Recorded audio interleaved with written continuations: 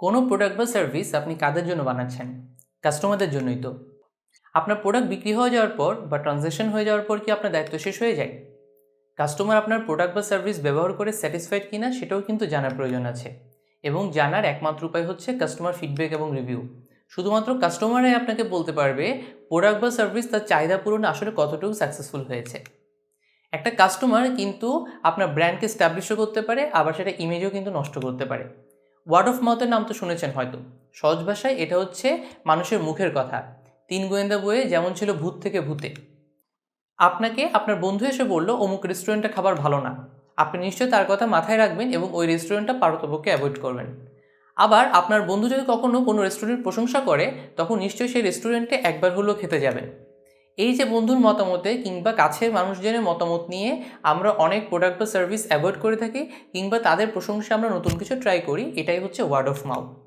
বর্তমানে পরিচিত কারো মতামত ছাড়াও আমরা ফেসবুক বা ইনস্টাগ্রাম বা ইউটিউবে অনেক রিভিউ দেখে কিন্তু আমাদের পারফেক্ট ডিসিশনগুলো নিচ্ছি যে কোনটা ভালো এবং কোনটা খারাপ প্রোডাক্ট। ইউনাইটেড এয়ারলাইন্সের এক গল্প এখন বিজনেস কেস স্টাডিতে পড়ানো হয়। এক কানাডিয়ান গায়ক ডেভ ক্যারল আমেরিকা যাচ্ছিল ইউনাইটেড এয়ারলাইন্সে করে।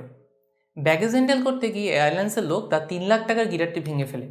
সে বেচারা গায়ক দিনের পর দিন ধর্ণা দিতে থাকে এয়ারলাইন্সের লোকজনের কাছে ক্ষতিপূরণের জন্য। কোনোভাবেই তাকে পাত্তা দেওয়া হয় না। 9 মাস এরকম করে যাওয়ার পর গায়ক বলল, আচ্ছা আমাকে নতুন গিটার দেওয়া লাগবে না, কিন্তু একটা ভাঙা গিটার মেরামত করার জন্য টাকাটা দিন। এয়ারলাইন্সের লোক তাও কোনোভাবে তা মানতে নারাজ। এরপর বাকিটা যাকে বলে ইতিহাস। ক্যারল ইউটিউবে গান আপলোড করে একটা ইউনাইটেড ব্রেক্স গিটার্স নামে, তাও পরপর হচ্ছে 3টা। গান রিলিজ করার প্রথম দিনই 1.5 লাখ ভিউ হয়। আর এক সপ্তাহের মধ্যে শেয়ার মার্কেটে 10% দাম কমে যায় ইউনাইটেড এয়ারলাইন্সের। এয়ারলাইন্স অথরিটি যখন নিজেদের ভুল বুঝতে পারে, ততক্ষণ কিন্তু অনেক দেরি হয়ে যায়। ইউটিউব, টুইটারে সারা পৃথিবীব্যাপী ভাইরাল হয়ে যায় এই ঘটনা। পরে ইউনাইটেড এয়ারলাইন্স এই ভিডিওটা নিজেদের ইন্টারনাল ট্রেনিংয়ে এখন দেখায় কীভাবে একজন ডিসস্যাটিসফাইড কাস্টমার পুরো কোম্পানির 12টা বাজিয়ে দিতে পারে। তা আমি কি বুঝাতে পেরেছি কাস্টমারের ক্ষমতা কতটুকু? আপনি আপনার কাস্টমারকে কীভাবে ট্রিট করছেন তার উপর কিন্তু নির্ভর করবে কাস্টমার আপনার প্রোডাক্ট বা সার্ভিস নিয়ে কীরকম রিভিউ দিবে সেটা। সে চাইলে আপনার ব্যবসা বাড়াতেও সাহায্য করতে পারে, অথবা আপনাকে ক্ষতির সম্মুখীন করতে পারে। তাই কাস্টমার ফিডব্যাক সবসময় প্রাধান্য দেওয়া উচিত। কেননা আপনার প্রোডাক্ট বা সার্ভিসে যদি কোনো ত্রুটি থেকে থাকে, তাহলে তা আপনাকে কাস্টমারে সবচেয়ে ভালো জানাতে পারবে। কাস্টমার ফিডব্যাক ব্যবহার করে আপনি আপনার প্রোডাক্ট বা সার্ভিস ইমপ্রুভ করতে পারবেন।